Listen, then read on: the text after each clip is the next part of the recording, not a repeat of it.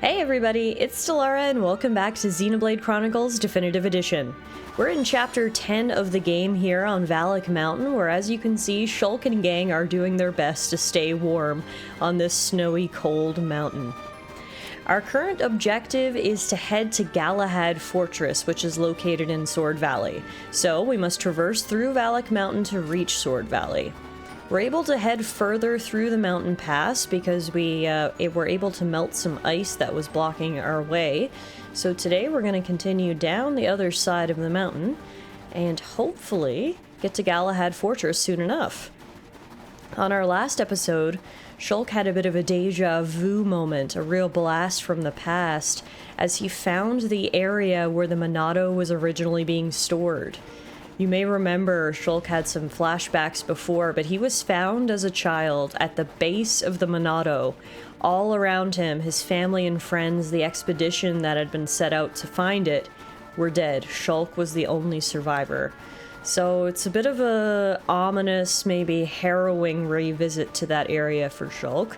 But regardless, we did spend the night within the temple or the shrine that used to hold the Monado. It was a good place to get out of the elements for a little while. Now the next morning we're waking up feeling refreshed. Maybe not warm. Ryan liked to complain about how cold he was. But we're heading out the next day now and continuing down the mountain. Apparently it's a sunny day here on Valak Mountain. You'll see the indicator underneath the mini-map on the right. It shows sun. I don't see any sun. There's a lot of cloud cover and snow, but I suppose the sun's up there somewhere hiding out. Regardless, we've come this far and no one's lost any toes or gotten hypothermia, so we can get to the other side. If you're wondering, wait, why are you on this snowy mountain? Well, you'll remember that our revenge tour has now turned into a rescue mission. From the very beginning of the game, Shulk and crew set out on a revenge tour for their friend Fiora, after she got killed by the Mechon after they attacked Colony 9. We found out not too long ago, on Prison Island in fact, that Fiora is not dead. She is very much alive and is somehow piloting a faced Mechon. We obviously have a lot of questions, but one thing's for sure, Shulk's not going to give up on Fiora. He's going to go rescue her, and so is Dunban, even though Dunban decided to wear no clothes for this rescue mission. He is also going to trek. So what do we need to do to rescue Fiora? Well, we've actually got to leave the Bionis. That's right, there is one thing connecting the Bionis and the Mechonis, and it is the giant sword. We need to go across it, hence our journey to Sword Valley, to get the Mechonis and try to find Fiora. It has been quite the trek to get to Sword Valley. This is apparently where the Homs faced off against the Mechon in their last battle about 1 year ago, when Dunban actually used the Monado and was the hero of that battle. That's unfortunately what caused his arm to basically become useless. He's able to wield the Monado, but obviously not as smoothly or easily as Shulk. So he paid the price. We got 1 year of peace, and then, well, the Mechon are attacking again. Looks like we were able to melt that ice wall, and there's a Nopon in here. Were you stuck? Help's come at last. Me messed up, and Chilkins catched me. Now me can get back to other researchers. I'm glad everything worked out. Yes, a job well done. Oh no, this is the time that guards come every day. Chilkins won't let me get away. Get rid of them so they can come after me. Chilkins' morale is low right now, but you still need to be careful. No problem, leave it to me. I'll do everything I can to help. I will follow your lead. Thanks, Melia. Alright, well I'm happy that we could help this poor Nopon who was trapped in the ice here. We've actually seen lots of Nopon here on Valak Mountain. I guess their fur makes them a little bit more adaptable to the cold. But the Nopon was right. Here are the Chilkin, and they decided, nuh-uh, we're not letting you leave.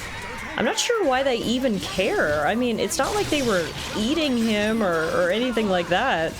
He was just hiding out in this little frozen ice cave. I guess they're just a bit vindictive. Like, you can't get away from us. We are cunning Chilkins. Not just regular Chilkins. We're the cunning variety. Fortunately for us, we're definitely a little bit outnumbered here. I wouldn't call it ideal.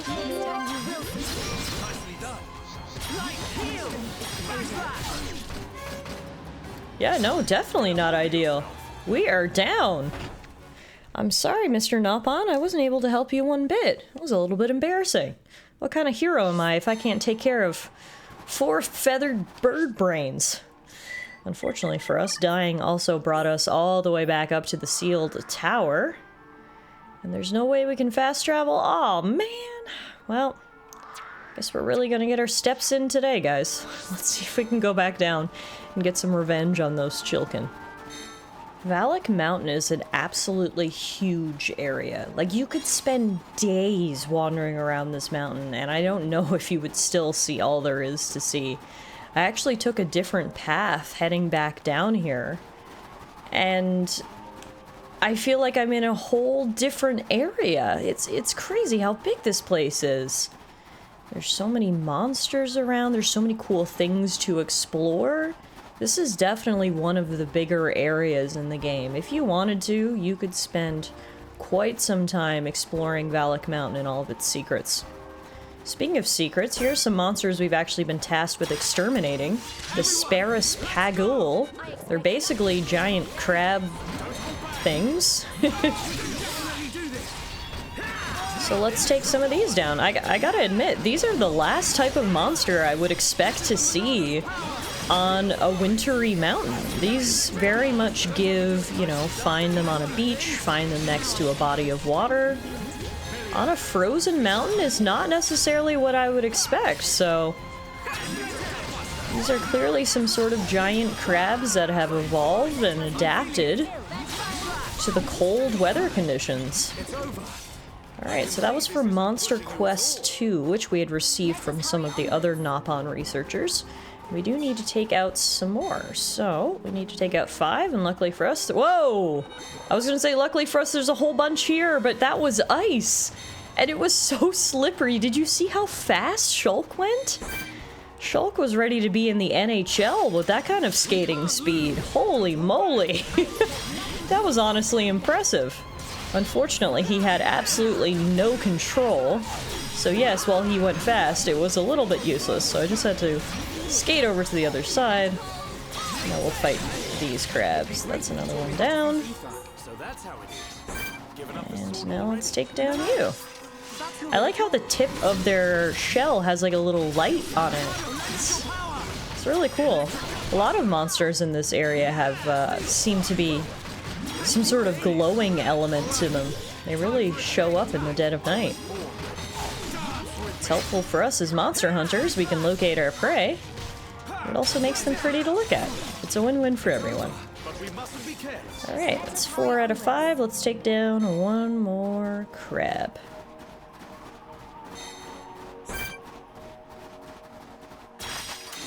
We can't lose! Display no mercy! Make it a swift victory!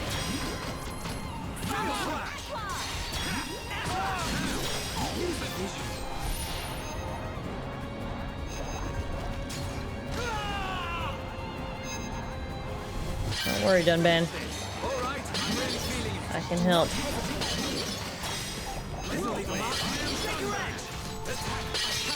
There we go. Quest completed. You completed the Nopon Merchant's request. The route to the research team is safer now. Excellent. Happy to help our Nopon friends. Unfortunately, it appears we have drawn the attention of a flying monster. Dunban, if you could draw aggro on that, that would be fantastic. Thank you. Get rid of this crab. There we go. Now we can deal with you. Oh, this guy's level 46. All right, this is going to be a bit of a tough challenge. Oh no, we've drawn the attention of 2 of them. One of them I felt okay about. 2 of them, this is going to be difficult because our crew is only level 43. But you know what? We're actually doing really good damage right here in this chain attack. Let's do a little bit of healing from Melia. We did 25,000 damage against this Atomazek Ancel. Let's see if it's enough. The next one will hit. It's okay. My thanks. There we go. One down. We might be able to do this. Always believe in yourself, folks. Never give up on your dreams. That's about all the advice I can give you from our time in Xenoblade Chronicles. We have won some battles that seemed like we very much had no shot of doing. But sometimes we can turn it around, and hey, isn't the whole thing in this game about changing the future? Your destiny isn't set in stone. That can apply to a lot of situations in your life, including what appears to be very unwinnable battles. Alright, he dropped some good loot too. Amazing. Wow, great work, team. Look at us. Slaying monsters. Speaking of looking at us, though, where in the world are we? I think we've gotten a little sidetracked. Okay, so we're almost at our objective. Where was it that we saw our Nopon friend who needed help, though? I think it was right here. I think we gotta go around the corner here to find our Nopon friend, because I would like to help him out.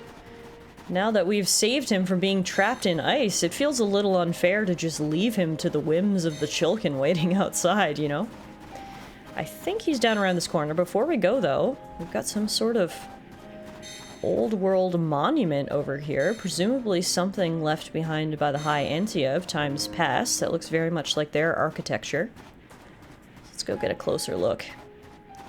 It's the middle of the night right now, it's midnight, but it doesn't even seem like it because of all these glowing crystals. There's so much ether being projected from them. It's making it seem like it's midday. It's actually quite beautiful. The snow has finally stopped as well. Alright, what do we have here? No-Foal Tower. Cool. There's also some more ice so we can practice our skating. We collected a mud squirrel in the middle of the ice because why not? And now, let's see. We hop back down here. Hopefully Shulk doesn't break his legs. Nope, we're good. I mean, they broke a little bit, but he's fine. I think this cave right up in the corner here is where we found our Nopon friend, and then down there is where we're actually headed for our main objective. So it looks to me like we're almost through the mountain pass here. Which is kind of exciting, but also kind of bittersweet. I've really loved this area. It'll be a shame to leave it behind, but also exciting because it means we're one step closer to the adventures that lie ahead. Alright, Mr. Nopon. Yes, this is the cave that the Nopon was in, because here are all of the cunning Chilkins outside. Alright. Let's do our thing.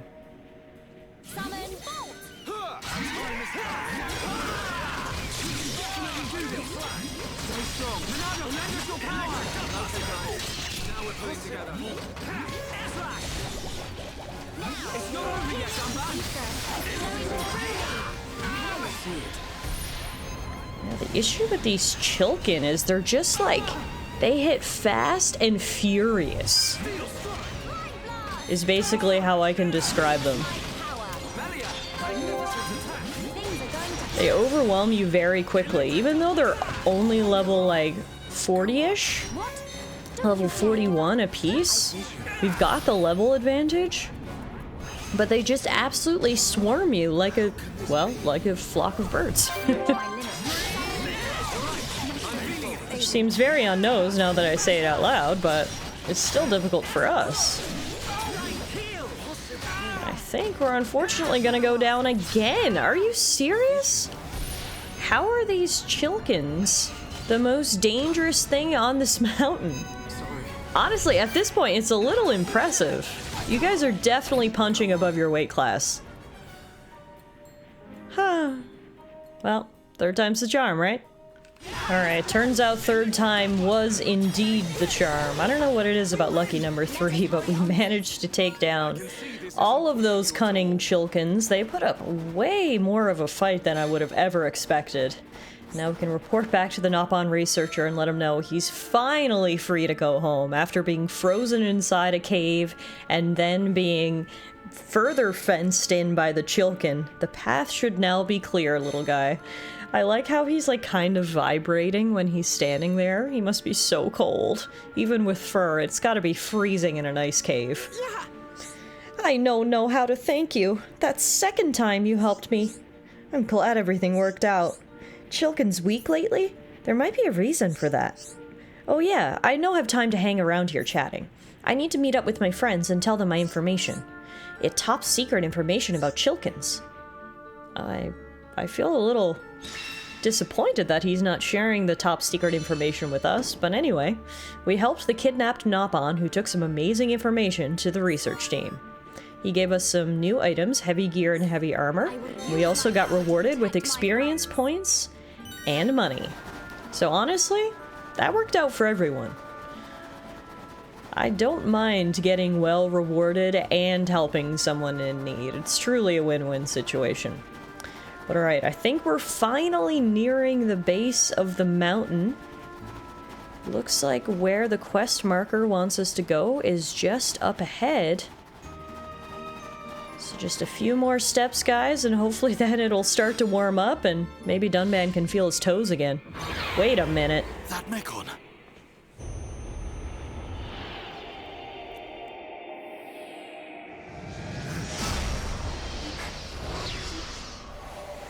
Whoa. Didn't take us long to find our target. She came right to us. Fiora? It is you. Hey, that's Fiora. Young heir to the Monado. We meet again. Fiora! Fiora? Is that my name? Then you know this body? So it's true. You really don't remember us at all. Fiora, listen! If nothing else, you must remember your family. That's Dunban over there. Family? There is family. Wielder of the Monado. There is a matter I must speak to you about. Whoa! Fiora! What the heck? What was that? You evil-faced Mekon. Metal face. As if we needed another reason to hate Metal Face. Killed my father. You tell him, Melia. Get away from her! Now, let's all calm down. If I slip, I might mess up her hair. You. You're disgusting. Would you be so kind and hand over that dangerous toy you have? I could take it after I smash you all to a pulp. But we wouldn't want that, would we? All right. You can have it. But only if you let her go.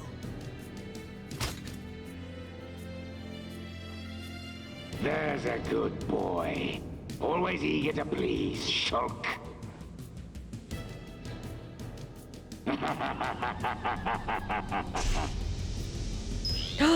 But you're...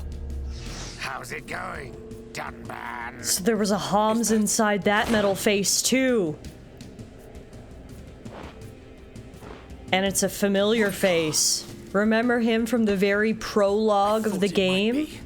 He fought with Dunban at Sword Valley. You're to blame for all this. And was ultimately a coward. I can't tell you how badly I wanted this sword. And now a traitor. This puny boy even figured out how it works yet. Seems like he's retained his memories though, and Fiora hasn't. Would you even kill a Homs to beat us? You dare ask that of us? Why did you betray us to Mekonis? Why did you kill our friends at the colony? Why? You wanna know? Because it's your home. You piece of... Tell him, Dunban. Oh no. Stay where you are. That thing works by remote. So unless you want me to put a hole in her neck... So what's it to be, weaklings?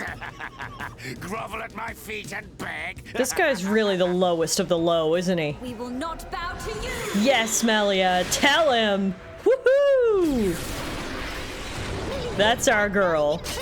Millie hit bad guy in face. You'll pay for That she did. princess! You're a traitor, Mumkar, and you're not getting away. It's time for us to actually fight this guy. Seriously, the lowest of the low.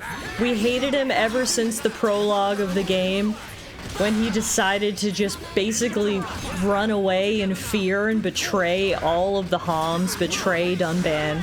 Then it turns out not only did he betray the forces at Sword Valley that day, he's been betraying all of Hom's kind.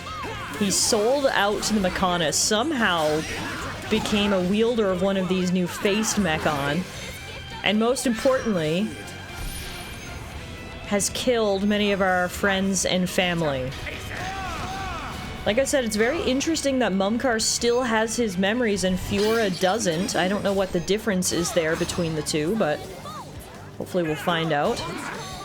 Unfortunately for us, we can't do like any damage to this guy. I must need to use the Monado power, yeah, to give everyone the ability to hit the Mechon. Now we should be able to do damage? Yes, okay, that was the issue. We had to use the Monado ability. Honestly, me not figuring that out until right now may have doomed us in this fight. I think it might have taken me a little bit too long to figure that out. So we might have to retry this. I kind of forgot because he's not in his Mechon anymore. I kind of just thought, oh, we're fighting a regular enemy, you know? But no.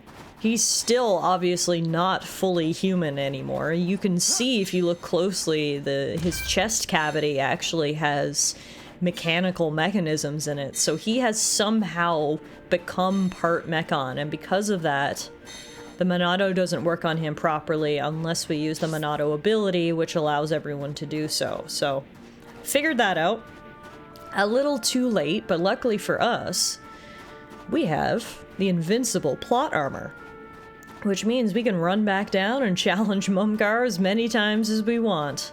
That's right, Mumkar. Your plan is ultimately doomed, because you can never defeat us. We are invincible. Alright, let's do this again. And this time, I know what we should be doing.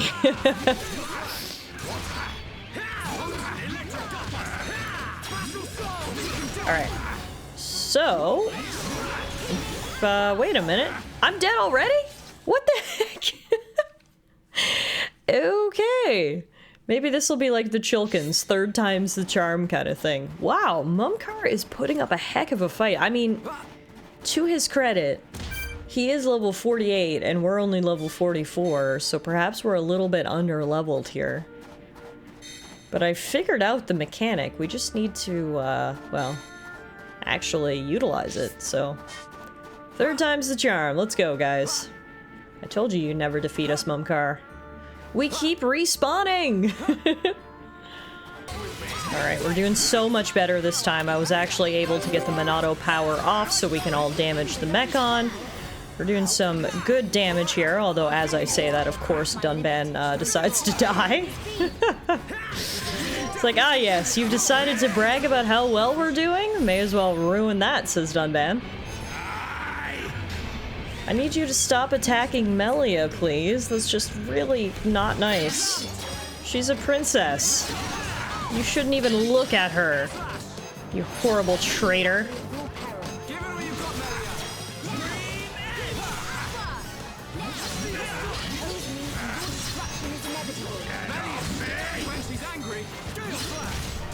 Good job at knocking him down.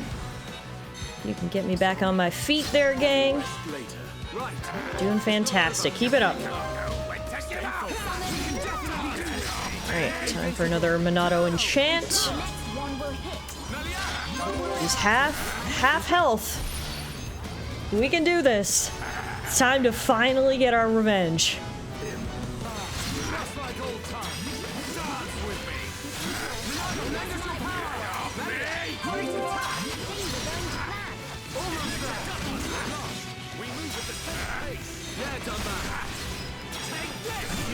Alright, looks like third time was indeed the charm. Mumkar is down. We didn't actually have to get his HP to 0. Apparently 75% was enough.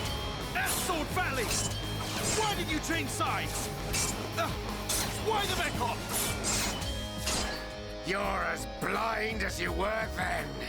I've wanted you dead for years. This is an epic duel between Dunban and the evil traitor. But is the Bionis actually moving right now? You killed all those innocent people. Ravaged our home. I love this body. Killer left hook.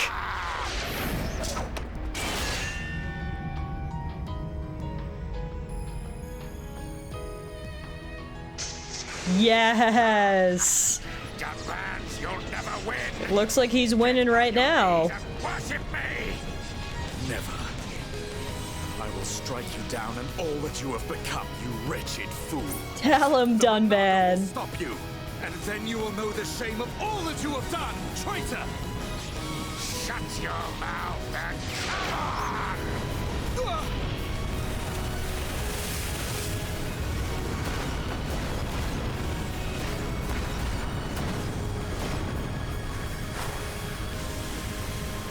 That light.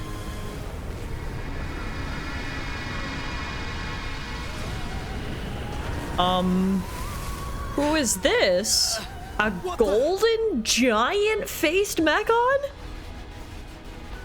With reinforcements? Like the other Mekon. This just gets crazier and crazier. Heir to the Monado. This is the strongest Mekon ever built. Controlled by me, Egil, leader of Mekonis, an agent of Mayneth. Leader of Mekonis. So you're the one who controls the Mekon. I am he. We fight to free the world from the tyranny of the Bionis. Why? Why do you trap bombs in machines? What do you want from us? Why make us fight for you? Your questions do not concern me. I must return with this one. Fiora! Get your hands off her! Fiora! If you want her, come and get her. You are more than welcome on Mekonis. Come and visit any time, Dunban! Munka! We're coming! And we won't give up!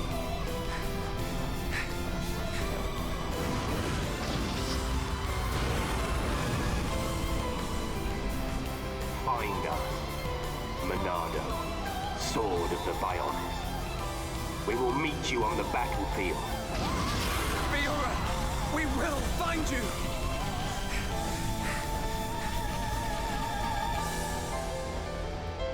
Fiora!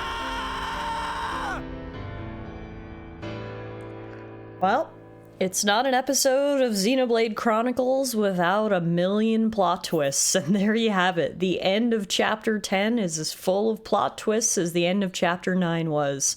Fiora, it does indeed have memory loss, it appears. She does not remember Shulk or Dunban or any of them. But interesting that she's still trying to seek out Shulk. I wonder if that's just her subconscious telling her that these people are important to her. We also found out the identity of the faced Mekon we've been chasing all this time. It is Mumkar, an old associate of Dunban who has completely betrayed not only him, but all of humankind, or all of Hom's kind. And then at the very end, we get hit with a third twist. Egil, the leader of the Mekon in a giant golden-faced machine, has invited us to the Mekonis. Wow. Honestly, it's a good thing that we're between chapters right here because it allows us to catch our breath a little bit. Let's save our game, but we don't pause the action for very long. Let's head right into chapter 11. Are you guys hooked yet? You've got to be hooked by now, right? This story just gets better and better. Shulk. Jeez. Get it together, Shulk. We ain't got time to be hanging around here. I don't know what's happened to her, but that was Fiora. No doubt about it. You know what that means? She ain't dead. We gotta get her back. Get her back. Right. We've come too far to give up now. Then we'll go to Mechonis and find Fiora. I mean, that was the plan all along, right? This isn't even really a change in plans. Flew in the direction of Galahad Fortress. That's where we were headed, so perfect. Will you pursue, Shulk? Of course we will. We will get Fiora back. All right, we know what we have to do. We know where we have to go. Can we talk for a minute about that epic duel between Dunban and Mumkar? So good. Mumkar may feel that he is, you know, a god of sorts now that he's sold his soul to the Mechonis and gotten this metal body. But Dunban, with barely a stitch of clothes on, was still able to defeat him in 1v1 combat. That was nice. Unfortunately, he slipped away again. How many times has that guy slithered out of our grasp? He is the definition of a weasel. But hopefully, if we continue on the path to find Fiora, we will also be able to fight Mumkar and finish this once and for all. So it appears we're finally finished on the Great Glacier, the giant frozen area that is the mountain. Fiora is not dead, so the party are ready to leave Valak Mountain to follow Fiora onto Sword Valley. And through this little tunnel, we should get there.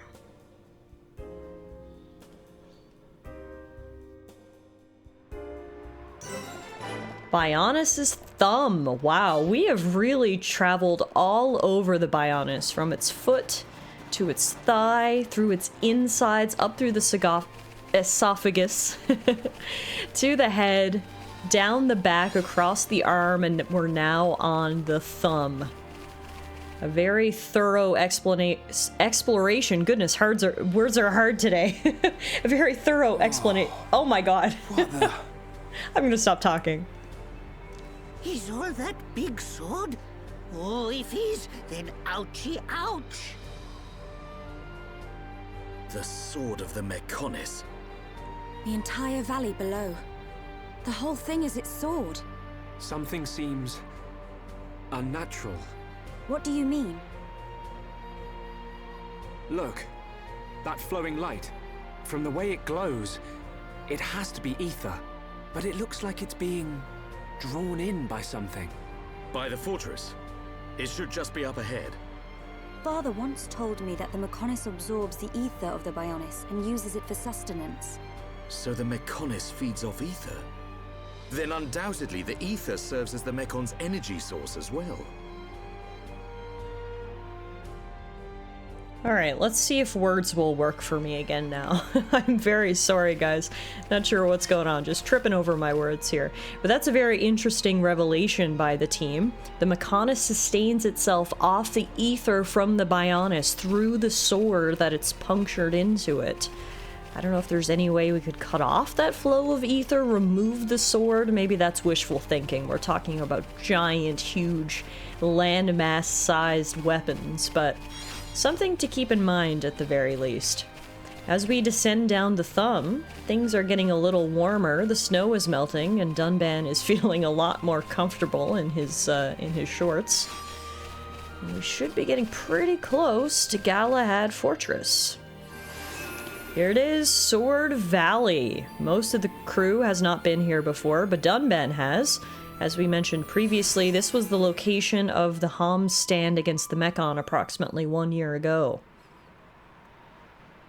It looks so big, even from this distance. The fortress must be enormous. Galahad Fortress. The frontline base of the Mechon. The Mechon that attack Bionis must all come from here. Then there's a high probability that he's there. The golden Mechon that took Fiora.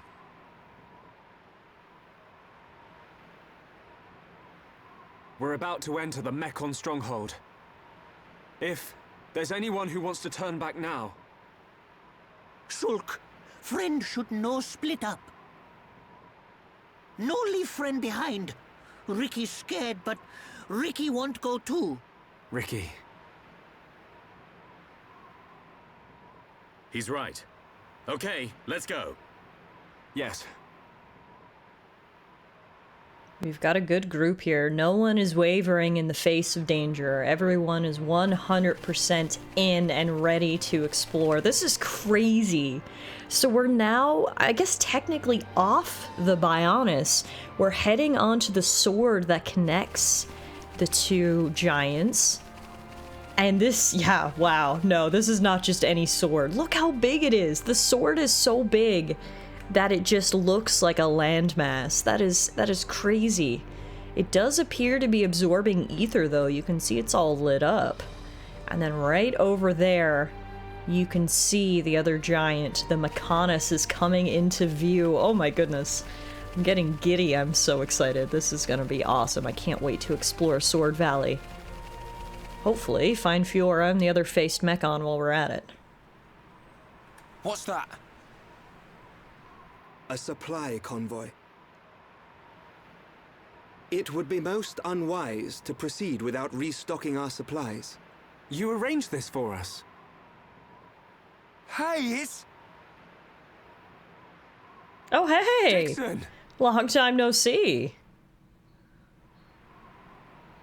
Looks like you lot have been having fun without me. Heard you took care of that faced Mechon. What are you doing here? I got wind of some allied force coming together a few days back. I stepped up as the representative of the Homs. Then a little birdie told me you lot were heading for Galahad Fortress.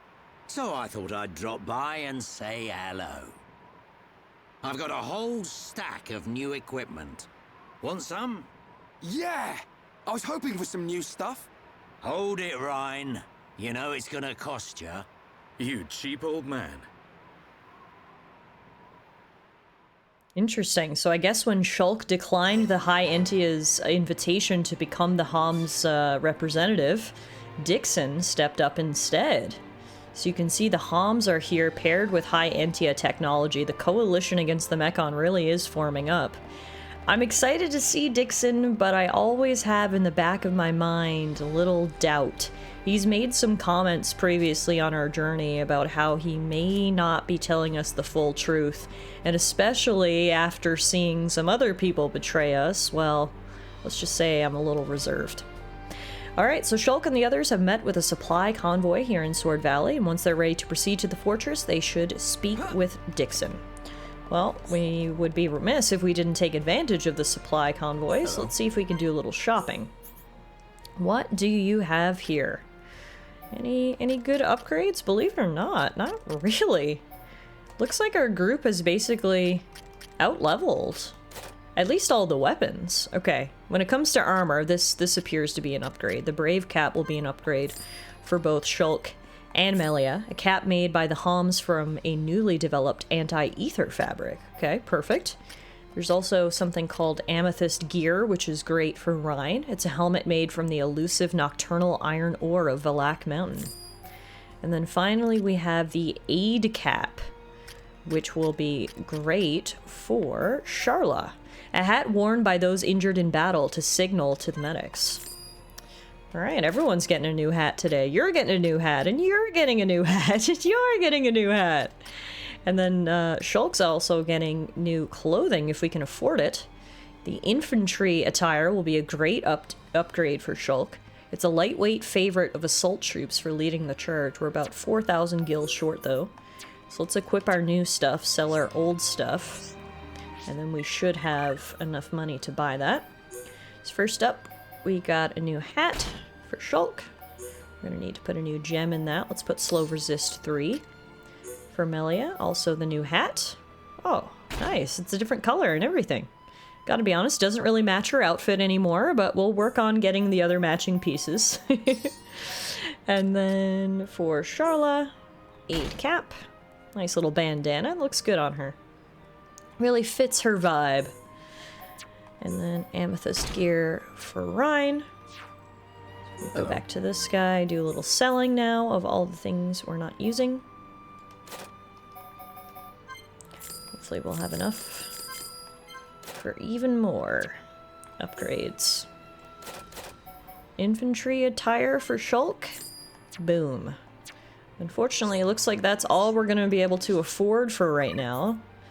Looks like he probably has more stuff that I would really love to get, but money is a limiting factor. So for now, a bunch of us have got new hats. Shulk's got a new vest and sweater. And then what is this thing right here? Earth Ether gear. Nice. It's just giving us free ether crystals. Don't mind if I do. Alright, I guess we're ready to go, Dixon. Hey there. If you're all ready, let me know what you've been up to. Looks like you've been through a lot. Tell me about it.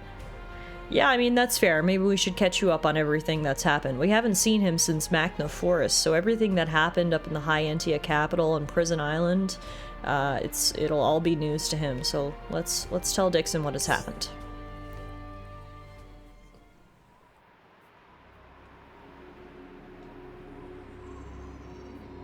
Fiora?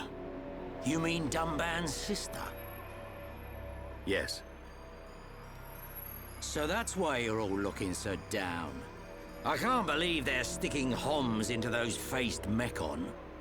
Looks like they weren't just eating us. They made Mumkar into one. He was the one who attacked Colony 9. Oh, and there was me thinking he snuffed it in that battle. Aren't you surprised? Did he attack Colony 9? I don't know what drives those Mekon.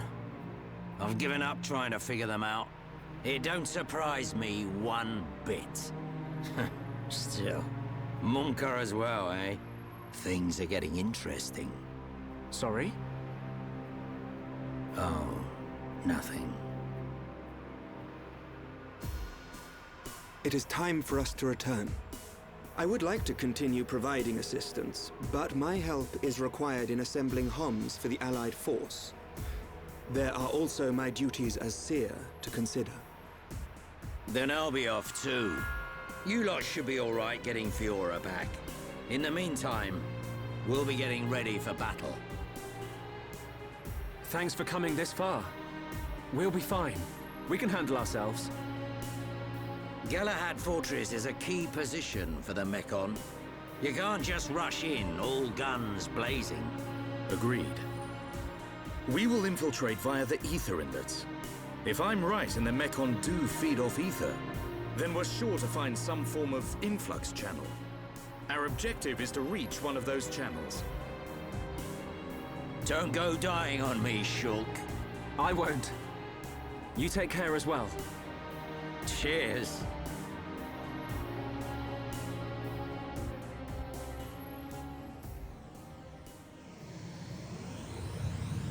Looks like it's just us.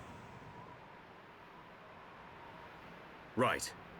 We head for the hilt of the sword. Galahad Fortress. Okay.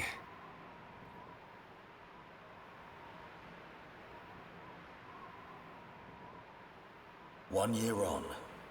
Now, at last, we will seize our destiny. Isn't that right, Shulk?